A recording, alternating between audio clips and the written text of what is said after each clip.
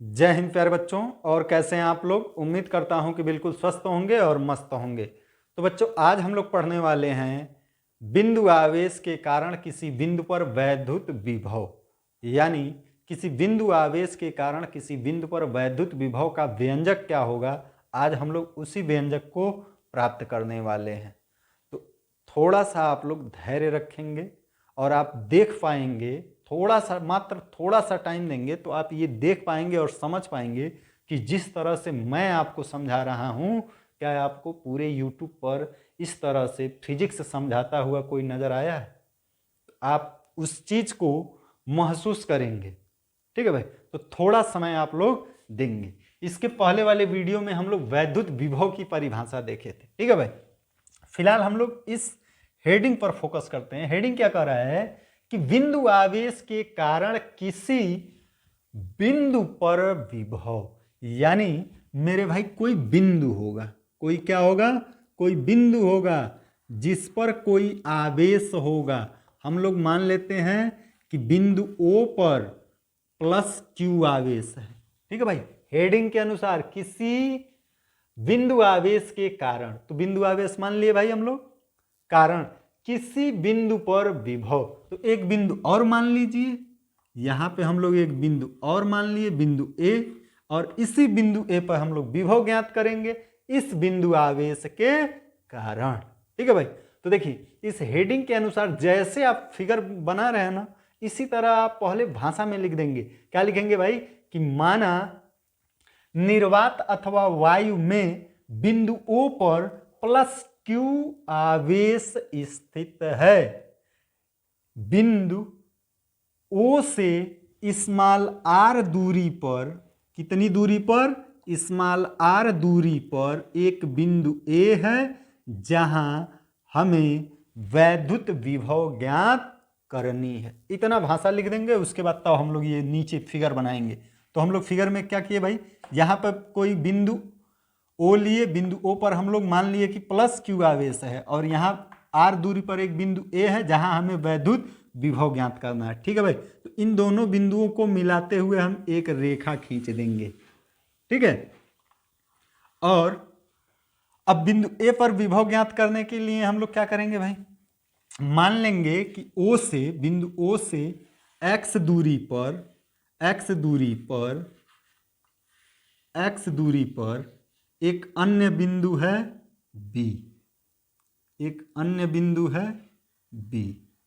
यहां पे हम लोग मान लिए कि एक दूसरा बिंदु क्या है भाई, B है, जिसकी बिंदु O से दूरी कितनी है, x दूरी है। ठीक है, और इस बिंदु, ये बिंदु कौन सा माने हम लोग, B। ठीक है, इस बिंदु पर एक धन परीक्षण आवेश Q0 स्थित है। कौन सा परीक्षण आवेश है भाई, धन परीक्षण आवेश Q0 स्थित है। ठीक है भाई, और फिर हम लोग मानेंगे कि बिंदु B से प्लस Q आवेश की ओर, क्या कहेंगे भाई, बिंदु B से प्लस Q आवेश की ओर dx दूरी पर, कितनी दूरी पर, dx दूरी पर एक बिंदु C है, यानी यहां से यहां तक की जो दूरी है वह कितना है, dx, dx, ये दूरी कितना है भाई, dx। ठीक है, dx दूरी पर एक बिंदु C है। तो ये आपका फिगर बन गया। अब देखिए इस परीक्षण आवेश के कारण, इस आवेश, बिंदु आवेश के कारण इस परीक्षण आवेश पर बल लगेगा कूलाम के नियम से।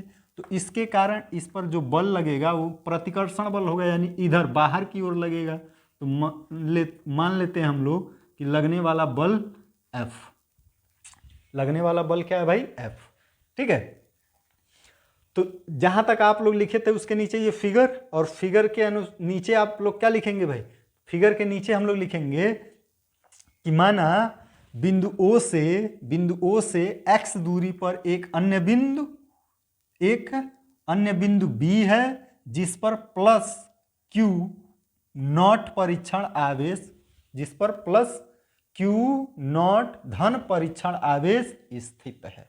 ठीक है, फिर हम लोग क्या कहेंगे, अब उसके बाद कहेंगे कि कूलाम कूलाम के नियम से, कूलाम के नियम से परीक्षण आवेश पर लगने वाला बल, परीक्षण आवेश पर, या फिर आप शार्ट काट में ऐसे लिख सकते हैं प्लस क्यू नॉट पर लगने वाला बल, लगने वाला बल कितना बल लगेगा भाई? तो कूलाम के नियम से आपका बल F बराबर होगा 1/4 pi epsilon not Q1 Q2, Q1 Q2। तो ये हो जाएगा आपका Q नॉट अपान दोनों आवेशों के बीच की दूरी, यहां से यहां तक की दूरी, O से B तक की दूरी। कितना दूरी माने थे हम लोग भाई? तो O से B तक की दूरी हम लोग माने हैं x। कितना दूरी माने हैं भाई? x। तो यहां पे हो जाएगा आपका x²। तो ये तो आपका बल हो गया, इस आवेश प्लस Q आवेश के कारण परीक्षण आवेश Q नॉट पर लगने वाला बल हो गया। ठीक है, अब इसके नीचे हम लोग लिखेंगे जो परीक्षण आवेश से हम लोग ये बिंदु C माने हैं, इसके बारे में लिखेंगे। कहेंगे कि माना प्लस Q आवेश की ओर बिंदु B से dx दूरी पर एक बिंदु C है। बिंदु B से प्लस Q आवेश की ओर dx दूरी पर एक बिंदु क्या है भाई? C है। खड़ी पाई के बाद परीक्षण आवेश Q नॉट को B से C तक लाने में किया गया कार्य। अब क्या कहेंगे हम लोग? परीक्षण आवेश Q नॉट को B से C तक लाने में किया गया कार्य। यहां पे ये भाषा हम लोग लिखेंगे।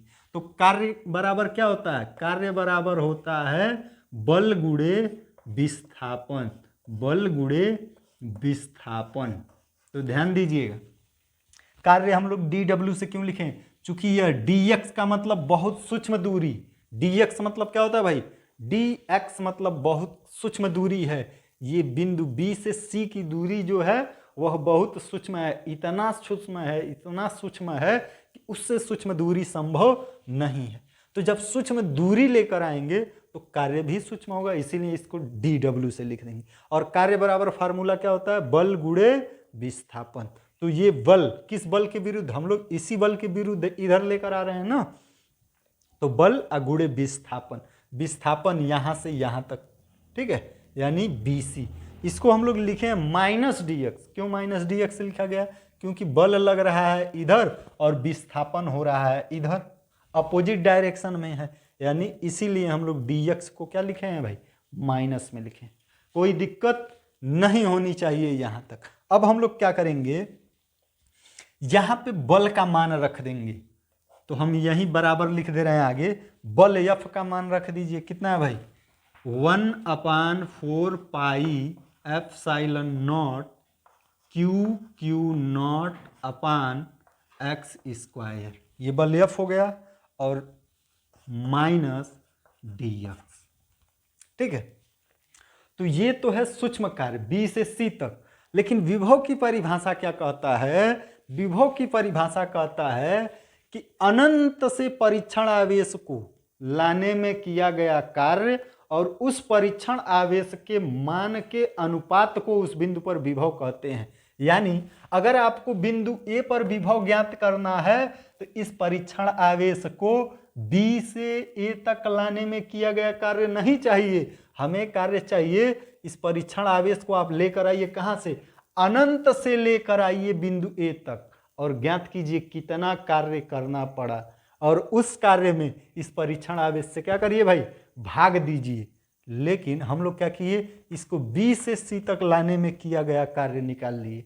ठीक है भाई, कोई दिक्कत नहीं है। अब इसके नीचे हम लोग लिख देंगे परीक्षण आवेश प्लस Q नॉट को, यहां पे क्या लिखेंगे? परीक्षण आवेश प्लस Q नॉट को अनंत से बिंदु A तक लाने में किया गया कार्य, अनंत से A तक लाने में किया गया कार्य। अब इस कार्य को हम लोग किससे लिखेंगे भाई? W से लिख देंगे। ठीक है। अब इस कार्य को किससे लिखेंगे? W से। और ये W बराबर क्या होगा भाई? तो ये छोटा सा जो कार्य था, इसी कार्य का हम लोग समाकलन कर देंगे dW का, यानी छोटे से काम का समाकलन करेंगे। लेकिन ये छोटा सा काम कहां से कहां तक है? B से C तक। dW कहां से कहां तक आवेश को ले जाने में किया गया कार्य है? तो B से C तक ले जाने में किया गया कार्य है। परीक्षण आवेश को B से C तक ले जाने में किया गया कार्य आपका dW है। लेकिन अपने को लाना कहाँ है? अनंत से A तक, ठीक है। तो इसके लिए हम लोग यहाँ पे लिमिट लगाएंगे।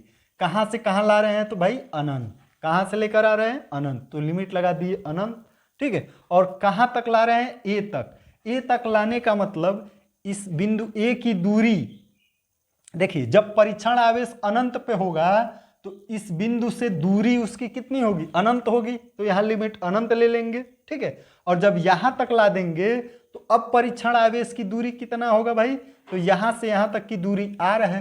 तो यहां लिमिट हम लोग क्या लगा देंगे? r, ठीक है। यानी लिमिट हो जाएगा आपका अनंत से r, ठीक है। और इस dw के जगह हम लोग जो यहाँ पे मान ज्ञात किए हैं इसको उठा के यहीं रख देंगे। तो ये बन जाएगा आपका इंटीग्रेशन इनफाइनाइट से r, और dw का मान कितना है भाई?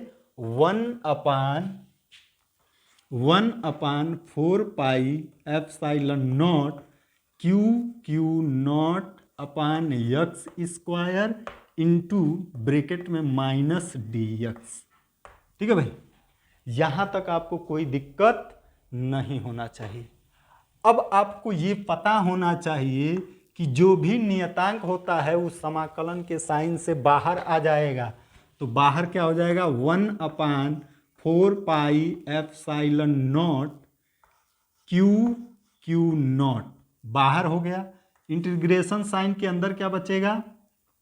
लिमिट हो गया अनंत से r, और इस साइन के अंदर बचेगा आपका माइनस, ये माइनस 1/x स्क्वायर। माइनस को हम इसके साथ कर लिए 1/x स्क्वायर, ठीक है। और साथ में dx, साथ में dx, ठीक है भाई। अब हो जाएगा हम लोगों का अगला step 1/4 pi epsilon not q not integration, या फिर आप यहाँ पे आपको समाकलन करना है minus 1/x square. 1/x square का x के सापेक्ष जो समाकलन होता है वह होगा आपका 1/x। कितना होगा भाई? 1/x। कितने का? 1/x स्क्वायर का समाकलन कितना होता है? 1/(-1/x), यानी ये माइनस माइनस क्या हो जाएगा? प्लस हो जाएगा। या फिर आप समझिए कि -1/x स्क्वायर का जो x के सापेक्ष समाकलन होता है वह +1/x होता है। यानी इतने का समाकलन x के सापेक्ष होगा 1/x। और ये लिमिट समाकलन करने के बाद इसको हम लोग बड़े ब्रैकेट में लिखेंगे, यानी इसका समाकलन हो चुका है, ठीक है भाई। और किस फार्मूले से समाकलन हुआ है आपको मैं पहले समाकलन समझा दे रहा हूं। जैसे आपको समाकलन करना है 1/x स्क्वायर का, ठीक है। किसके सापेक्ष? x के सापेक्ष, ठीक है। तो इसके लिए आपका फार्मूला क्या है? फार्मूला मैं आपको बता दे रहा हूं। अगर आपको फार्मूला न पता हो तो फार्मूला लिख लीजिएगा भाई, क्योंकि ये बार बार आपको जरूरत पड़ेगा। समाकलन करना है x पे पावर n और साथ में dx, यानी x पे पावर n, x पर पावर n का समाकलन करना है। dx मतलब x के सापेक्ष, तो ये होता है आपका x पे पावर n + 1 अपान n + 1, यानी इसके पावर में एक जोड़ देंगे। जितना यहाँ रहेगा x पे पावर n है तो n में एक जोड़ देंगे, और जो पावर में जोड़े हैं आप n + 1 उसी नंबर से हर में भाग दे देंगे। ये समाकलन का क्या है भाई? एक फार्मूला है, और इसी फार्मूले के अनुसार इसका समाकलन हुआ है। मैं आपको यहाँ अलग से करके दिखा दे रहा हूँ। तो देखिए भाई ये 1/x स्क्वायर है, ये माइनस है, इस माइनस को आप इधर बाहर समझ लीजिए, और 1/x² को ये हर से अंश में लेकर जाएंगे तो क्या आप इसको ऐसे नहीं लिख सकते हैं x पे पावर -2, क्योंकि हर से जब अंश में जाता है तो घात का साइन बदल जाता है। हर में था +2 था x पे और अंश में गया तो x पे पावर -2। अब इसी फार्मूले को लगाएंगे आप तो ये माइनस बाहर है, ठीक है। ये हो जाएगा आपका x पर पावर -2 + 1, पावर में एक जोड़ देना है, ठीक है, और उसी नंबर से भाग दे देना है जो पावर में है, यानी -2 + 1 से भाग दे देंगे तो ये कितना बनेगा भाई, तो ये बन जाएगा आपका x पर पावर -1, क्योंकि -2 में से प्लस का 1 घट जाएगा तो -1, पावर में -1 हो गया, और ये हर में -2 में से +1 जाएगा तो कितना होगा भाई, तो ये बन जाएगा आप लोगों का -1, ठीक है भाई। और यहाँ पे देखिए बाहर माइनस था तो यहाँ बाहर माइनस रहेगा, ठीक। अब देखिए ये -1 है तो -1 का मतलब इस 1 को हटाइए भाई, खाली माइनस यहाँ लगा लीजिए, क्यों, और ये x पे पावर -1 है तो क्या आप इसको ऐसे नहीं लिख सकते हैं, -1/x पर पावर +1, या +1 लिखा नहीं जाता है पावर में, यानी x पे पावर -1 का मतलब होता है 1/x, ठीक है।